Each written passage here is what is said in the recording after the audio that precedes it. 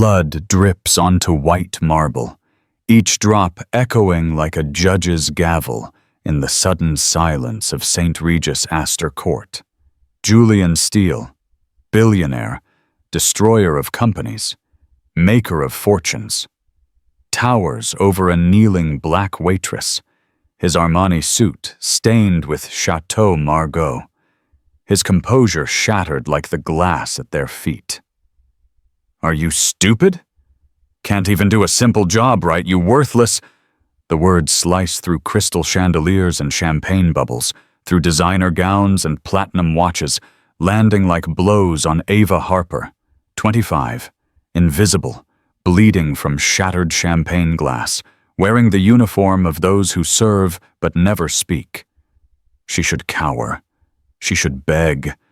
She should cry. She does none of these things.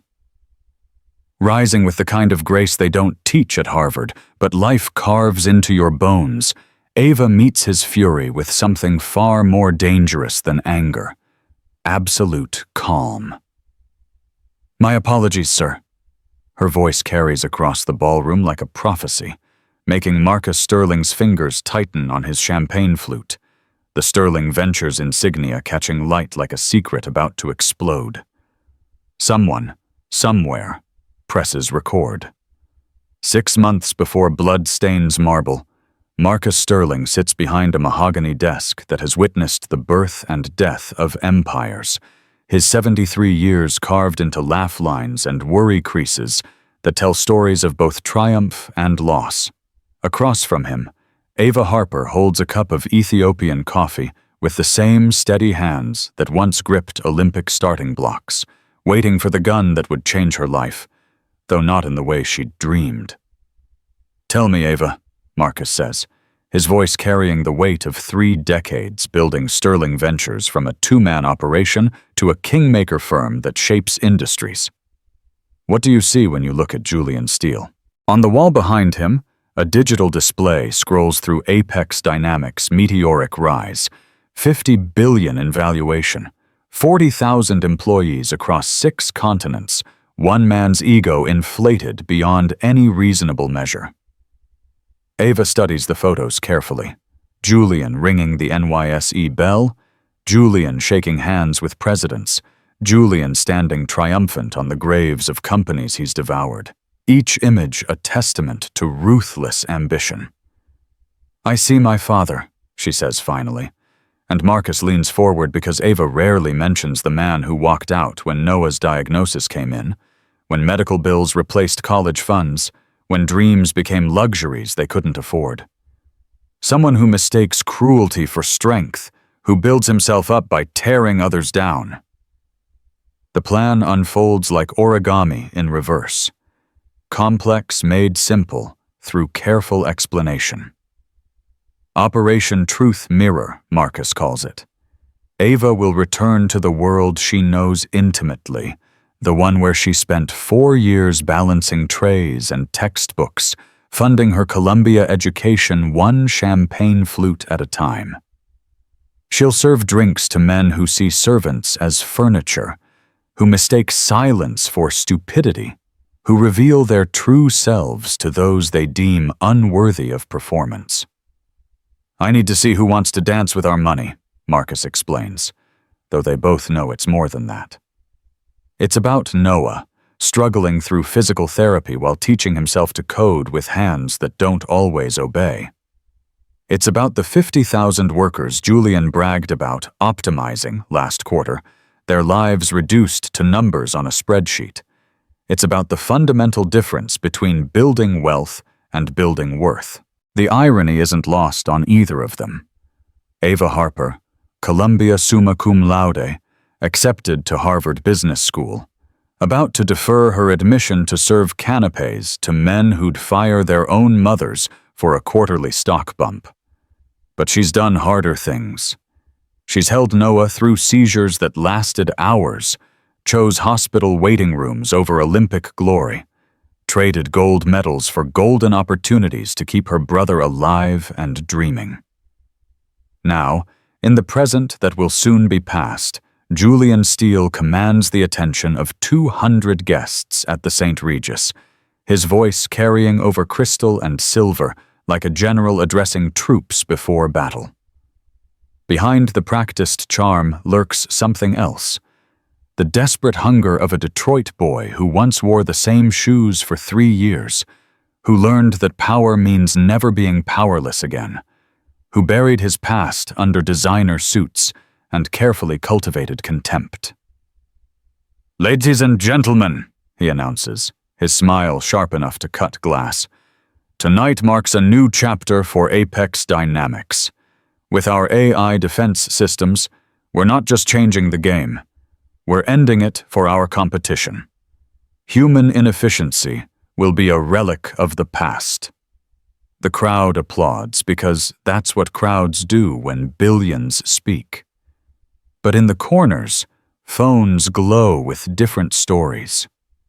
Sarah Mitchell of the Wall Street Journal catches the micro-expressions, the way Julian's hand unconsciously drifts to his pocket where a worn photo hides, a reminder of where he came from and why he'll never go back. David Thompson streams live to 2 million followers who tune in for corporate takedowns, sensing blood in the water before it spills. Ava moves between tables like a ghost with a purpose, noting how Julian berates the setup crew, how his voice changes octaves between addressing investors and addressing staff. She's seen this performance before, in different venues, with different actors. Men who mistake cruelty for strength, who build kingdoms on the backs of those they break. The Dom Perignon she pours costs more than most monthly salaries, and she watches Julian drain glass after glass, his careful control dissolving into something rawer, truer, uglier. The gun never fired that day in Eugene, Oregon. 8 years ago, 16-year-old Ava Harper crouched in lane 4, her body coiled like a spring, every muscle fiber trained for this singular moment, the Olympic trials, the culmination of 12 years running from poverty, running toward possibility, running because staying still meant drowning in circumstances beyond her control. The stadium held its breath collectively. 30,000 people waiting for the crack that would launch futures. Her coach whispered prayers in the tunnel, hands clasped around a stopwatch that had timed thousands of practice runs, each one bringing her closer to escape velocity. Then the phone rang. Not hers. Phones were banned in the athlete area, but the meet directors, who found the head coach, who found her coach, who found Ava with words that shattered time into before and after. "Your brother's having seizures. They can't stop them. You need to come now." The words hung in the air like smoke from a fired gun, the starting gun that would never sound for her. The choice that wasn't a choice.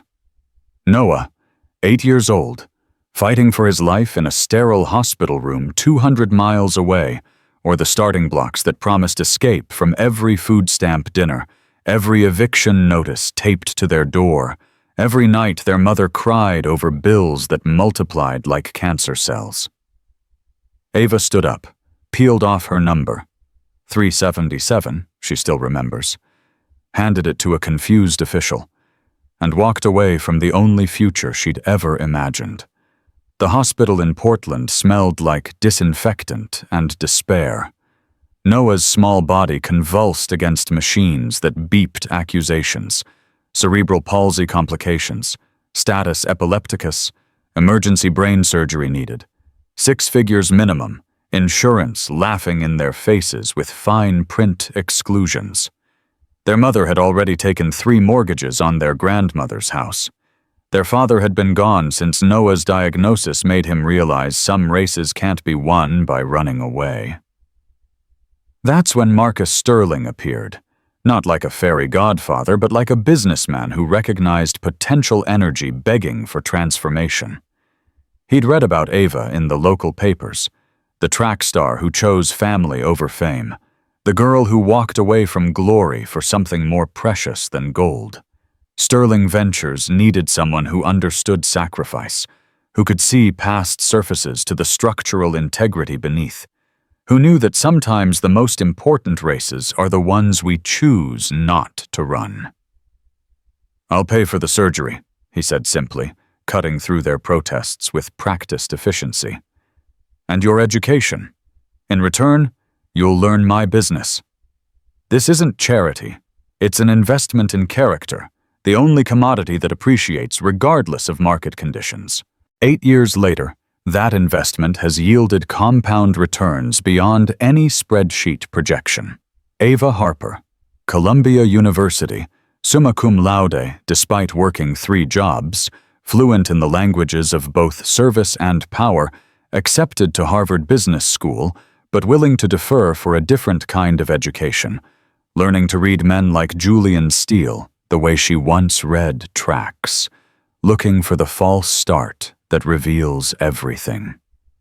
Now, in the crystalline present of the St. Regis Ballroom, Julian Steele performs his origin story for the 100th time.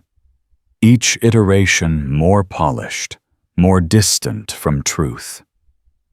"From a Detroit garage to the New York Stock Exchange," he proclaims, his voice carrying the false confidence of a man running from his past. He conveniently omits the workers crushed beneath his ascent, the families destroyed by his optimizations, the father whose mechanic's hands he's spent 20 years trying to wash from his own with expensive soaps and cheaper morals. But tonight, something flickers in his eyes. Not just alcohol or arrogance, but something deeper.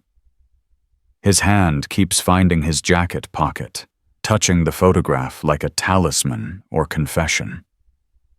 The careful mask he's worn for decades shows hairline cracks, places where the Detroit boy bleeds through the Manhattan mogul. Ava notices, files it away. Every detail matters in character assessment. Every nervous tick, every unconscious gesture. Every moment when the performance falters and the person appears. She refills water glasses while Julian regales investors with his efficiency philosophy, a euphemism for the 40,000 terminations that funded his latest yacht, the healthcare benefits cut to boost quarterly earnings, the pensions raided for stock buybacks. "The future isn't about employment," Julian declares, his voice climbing with evangelical fervor, whiskey loosening the careful controls he's maintained all evening. "It's about efficiency. Why pay for weakness when technology offers strength? Why maintain human resources when artificial intelligence never needs sick days, never demands raises, never questions authority?" The words hang in the air like an indictment, though Julian doesn't realize he's prosecuting himself. In the corner, Marcus Sterling sets down his glass with deliberate precision. The test is almost complete. The revelation approaches like a storm system, inevitable, cleansing, destructive to everything built on false foundations. The Macallan 25 works its expensive alchemy on Julian's inhibitions, each sip dissolving another layer of carefully maintained composure. The presentation has ended to thunderous applause. The deals are all but signed, and now comes the victory lap, that dangerous hour when powerful men celebrate conquests not yet secured. Julian's eyes sweep the room with predatory satisfaction, cataloging assets and dismissing liabilities with the casual cruelty of someone who's forgotten his own origins. Something catches his attention. A server clearing glasses near the main negotiation table, moving with the careful precision of someone who'd learned that invisibility meant survival. But something about her bothers him, needles at his consciousness, like a half-remembered shame. Perhaps it's her posture, too straight for someone in her position. Perhaps it's the way she doesn't flinch when he approaches, doesn't perform the subtle genuflection he's grown accustomed to from service staff. Or perhaps it's the whiskey unlocking memories he'd spent 20 years trying to dissolve. His mother's hands, cracked from cleaning chemicals, wiping down tables in restaurants like this one. His father coming home covered in other men's engine grease, too tired to wash before dinner. The food stamps hidden like shameful secrets, the eviction notices that came with mechanical regularity. "You there?" he calls out, his voice carrying the false authority of someone who'd bought their breeding. "Come here, clear this mess properly." Ava turns with deliberate calm, each movement calculated to reveal nothing while observing everything. She approaches Julian's table where 5 international investors sit like judges at a tribunal. Mueller from Deutsche Bank looking increasingly uncomfortable, Al-Rashid from the Saudi Sovereign Fund checking his watch, Petrov from Moscow. Energy partners stone-faced and calculating, Morrison from Wall Street Capital barely concealing amusement, and Williams from London Holdings already half turned away. "Gentlemen," Julian announces, gesturing at Ava like evidence in a prosecution, "allow me to demonstrate exactly what Apex's efficiency model replaces." His hand trembles slightly, rage or alcohol or both, as he points at her. "Minimum wage, minimal education, minimal value. This is the human inefficiency we eliminate." The words taste familiar, learned in boardrooms where humans became head count, where families became line items, where his own parents would have been first fired if they'd ever made it past the security desk. But admitting that would mean admitting he was them, and Julian had paid too much to believe otherwise. "Look at her," he continues, his voice rising to fill the sudden silence. "Probably never finished high school, government assistance, no ambition beyond the next tip." The lies flow easier than truth, because truth would mean remembering his mother's 3rd job, his father's bloodied knuckles from working overtime. Mueller clears his throat. "Mr. Steele, perhaps we should— No, this is important." Julian's hand unconsciously moves to his jacket pocket, fingers brushing against the photograph hidden there. "She's what's wrong with America. These people, stupid, worthless, dragging down our productivity." Something shifts in Ava's expression. Not anger, not submission, but a kind of terrible patience. She stands perfectly still as Julian's rhetoric grows more heated, more personal, more revealing of his own wounds than her supposed inadequacies. "My AI systems will replace thousands like her," he declares, gesturing wildly now, wine sloshing dangerously in his glass. "No sick days when their worthless kids get ill. No asking for raises they haven't earned. Just pure, profitable efficiency." "Mr. Steele," Mueller tries again, his German accent thick with disapproval. "This is highly inappropriate." "Inappropriate?" Julian wheels on him. "You know what's inappropriate? Pretending these people matter. She's replaceable, stupid, a rounding error in—" Physics chooses that moment to assert its democracy. Ava, stepping back from Julian's jabbing finger, catches her heel on nothing. Time dilates. Her serving tray tilts. The glass of Chateau Margaux, 1995, excellent vintage, terrible trajectory, traces a perfect arc through air that suddenly feels thick as blood. The wine finds Julian's suit with poetic precision. For a moment, silence reigns supreme. Then, like a dam breaking, Julian's carefully maintained facade shattered completely. "You stupid bitch!" The words explode from him. "This suit costs more than your worthless life!" His foot moves before consciousness can intervene.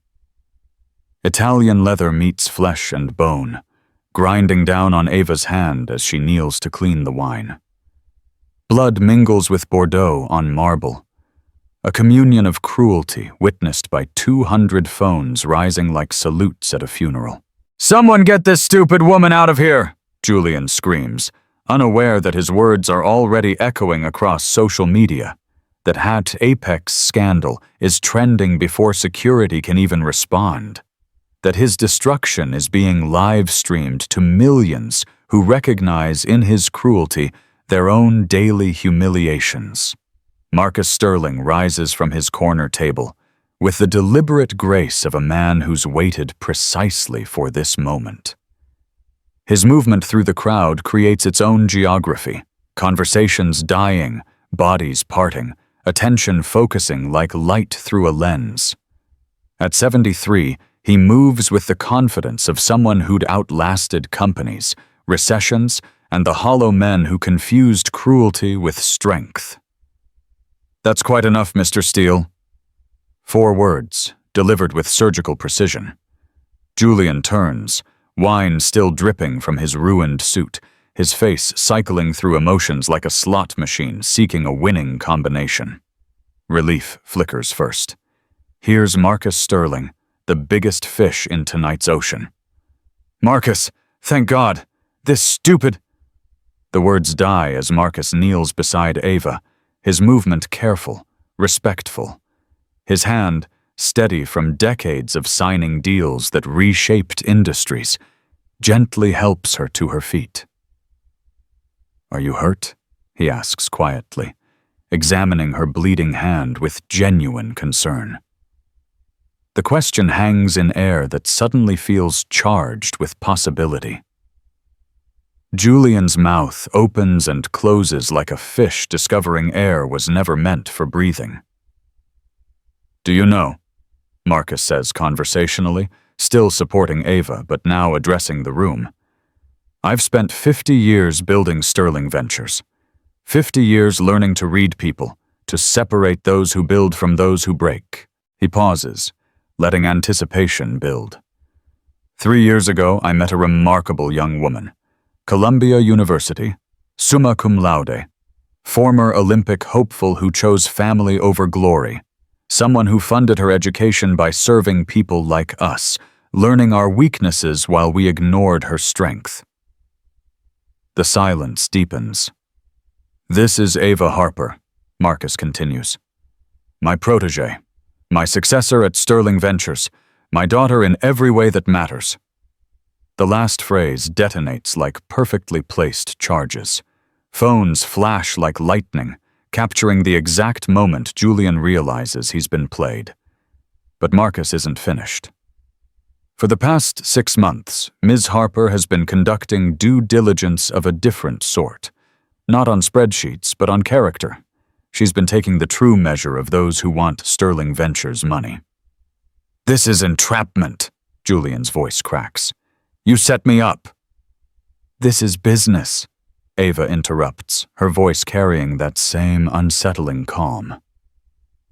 "You showed us exactly who you are, Mr. Steele. I simply served the wine." She steps forward, and 200 witnesses see what Julian missed. The athlete's bearing, the scholar's precision, the leader's presence temporarily wrapped in a server's uniform. "Every word you spoke, calling me stupid, worthless, that was all you. I was just observing, taking notes, conducting the kind of due diligence that actually matters." Marcus turns to his assistant. "Cancel the Apex deal, all $5 billion. "You can't do this," Julian sputters. "Sterling Ventures reserves the right to withdraw from any partnership that fails to meet our standards. Congratulations, Mr. Steele. You've failed spectacularly." The exodus begins immediately. Mueller stands first. "Deutsche Bank also has standards. Consider our participation terminated." One by one, they withdraw. Julian's phone buzzes incessantly.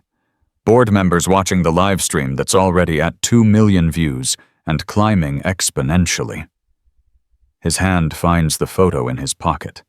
His father in coveralls, smiling despite exhaustion.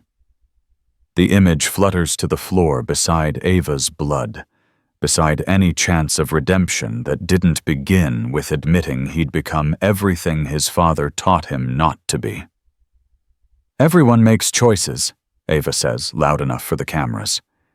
Tonight, you showed the world yours. The algorithms of justice work faster than human courts, but true consequences unfold with deliberate precision. Within hours, #Apex scandal dominates every platform. The video of Julian calling Ava stupid and stepping on her bleeding hand becoming a Rorschach test for corporate America's conscience. By morning, the first dominoes begin their measured fall. 1 week later, Apex's board convenes an emergency meeting. The numbers tell their story in red ink.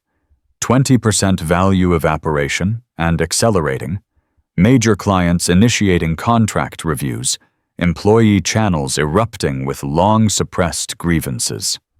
The Streisand effect multiplies every attempt at damage control. Julian's leaked emails dismissing the incident as overblown political correctness only fuel the fire. It's not just the immediate impact, the chairman says, sliding a tablet across the mahogany table. DOJ is expanding their investigation. The Pentagon has frozen our defense contracts pending review. And this morning, 1,500 former employees filed a class action suit. 3 weeks pass before the board acts decisively. Julian's forced resignation comes with golden parachute provisions he'd insisted on. Irony in 8 figures. But money can't buy reputation, and his name has become corporate kryptonite. Security escorts him out through the lobby he'd designed to intimidate past employees who document his departure on phones he'd tried to ban. 1 month after the incident, Ava Harper stands before a packed auditorium at Sterling Ventures, announcing the initiative that will reshape corporate culture. She wears a simple black suit, the scars on her hand visible, marks of service transformed into symbols of strength.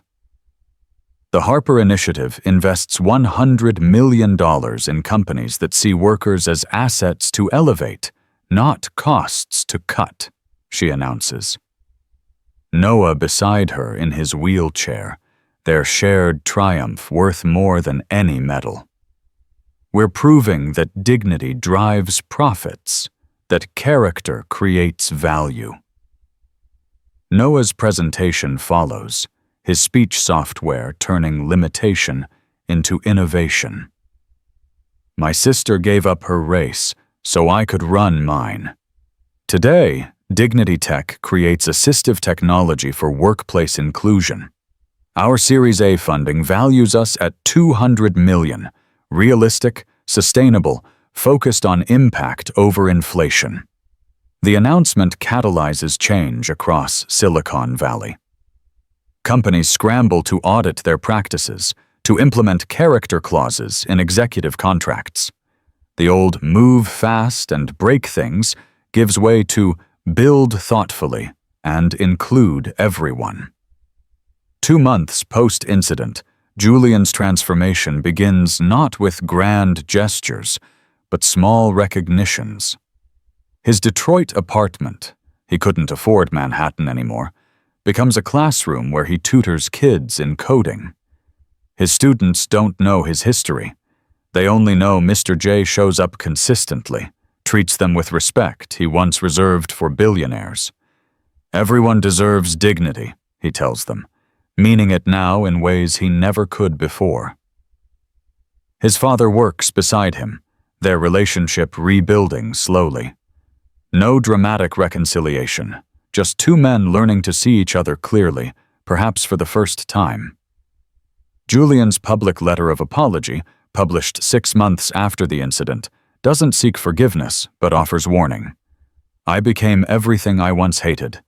Don't follow my path. Meanwhile, Ava balances Harvard Business School with her role at Sterling Ventures, proving that service and leadership aren't opposites but synonyms. The Harper Initiative's portfolio companies outperform the market by 30%. Turns out treating workers well is simply good business. The viral moment that began with wine on wool becomes a watershed. Not through legislation, the Harper Act remains symbolic rather than legal, but through cultural shift.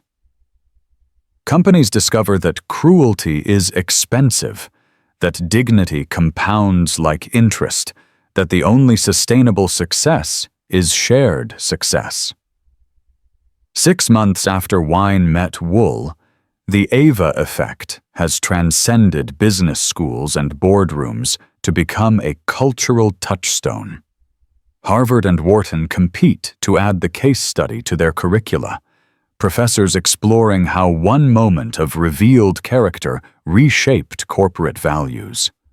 Students who once idolized disruption now study service, learning that innovation means elevation, not elimination. The Harper Initiative's influence spreads through measured expansion rather than viral explosion. Each quarter, they fund 10 companies that demonstrate dignified innovation, profitable businesses that enhance rather than replace human capability. The portfolio includes everything from restaurants that share profits with servers to tech companies where janitors hold equity stakes.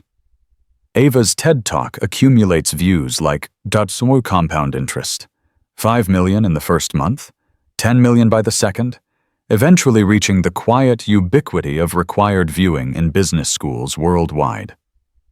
Standing on stage in her signature simple style, she speaks truth with the calm that undid Julian Steele.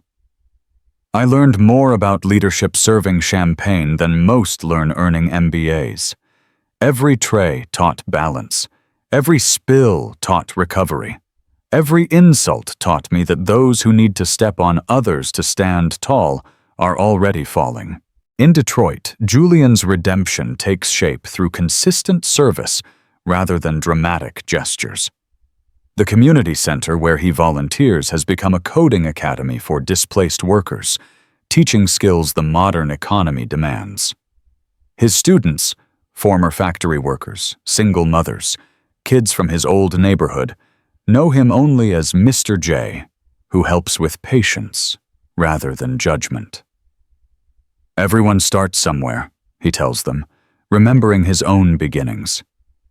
What matters is where you choose to go next. His reconciliation with his father deepens through shared work rather than shared words. They don't discuss the past much.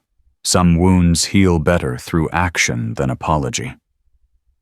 But when his father's arthritis makes fine work impossible, Julian takes over, his expensive education finally serving its purpose, lifting others rather than leaving them behind. Noah's company, Dignity Tech, grows through sustainable scaling rather than unicorn ambitions. The acquisition talks with Google proceed carefully, ensuring the mission survives the merger, that accessibility remains the core rather than an afterthought. The $200 million valuation feels honest, built on real revenue rather than inflated projections. My sister taught me something important, Noah tells investors who question the conservative growth strategy. There's no such thing as disposable people. There are only disposed opportunities. We're here to reclaim them methodically, sustainably, permanently. Corporate America's transformation happens through thousands of small decisions rather than grand proclamations. Executives spend mandatory time in entry-level positions, not as publicity stunts, but as genuine education. Servant leadership evolves from buzzword to business practice. Companies discover that treating workers well isn't just ethical, it's profitable. The Sterling Harper Center for Ethical Leadership opens with deliberate restraint. 50 students per year rather than 500. Depth over volume. Young entrepreneurs come not to learn disruption, but construction. Not to move fast, but to build carefully. The center's research proves what practitioners suspected. Companies that score high on dignity metrics outperform their peers by 25% over 5 years. Change comes not as revolution, but as recognition. 10,000 moments of clarity that cruelty is inefficient, that kindness compounds, that the only sustainable success is shared success. What started as one woman's refusal to accept worthlessness becomes a movement that redefines worth itself. The service industry, long treated as capitalism's foundation rather than its teacher, emerges as an unexpected classroom. Every restaurant becomes a laboratory for leadership. Every interaction tests character. Every tip votes for the world we want to see. 1 year after blood-stained marble at the St. Regis, Ava Harper commands the Fortune Global Forum stage with the quiet authority of someone who'd served at enough galas to distinguish real power from performance. The scar on her hand catches stage lights as she adjusts the microphone. Not hidden but highlighted, a reminder that some lessons are written in flesh. "A year ago, a man called me stupid," she begins, her voice carrying to 500 CEOs who now take notes from someone they might once have ignored. "He meant it as an insult. I took it as a teacher. He showed all of us, what happens when we forget that everyone who serves us is fully human, fully valuable, fully worthy of dignity." Behind her, images cycle through the year's journey. Viral video to cultural shift, individual cruelty to systemic change, one woman's dignity to an entire movement. Each photo documents not revenge, but redemption, not destruction, but construction of something better. "My brother taught me resilience. My father taught me strategy. But waiting tables taught me truth, that leadership isn't about being served, but being worthy of service. That dignity isn't granted by degrees or titles, but recognized in how we treat those society overlooks." The standing ovation lasts long enough for Ava to think of her mother, who cleaned rooms like this one, whose sacrifices made this moment possible. But legacy lives in more than witnessed triumphs. It lives in values transmitted, changes initiated, dignity defended and extended. In Detroit, Julian watches the speech from the community center he manages with quiet dedication. His students have learned his history. The internet forgets nothing, but judge him by his present rather than his past. Redemption, he's learned, isn't a destination, but a daily practice. "She's right," he tells his father. "We all deserve dignity. We just forget sometimes that we have to give it to get it."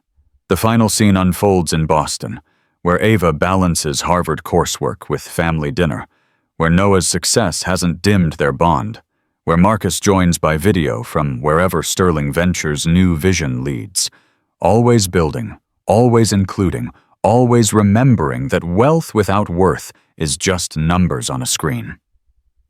"To everyone who serves," Ava raises her glass of water. She doesn't drink champagne anymore. Too many memories.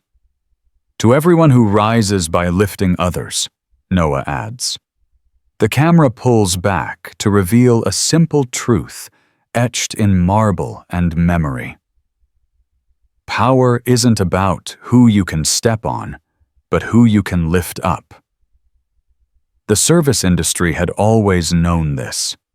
The world was finally learning. The revolution was complete.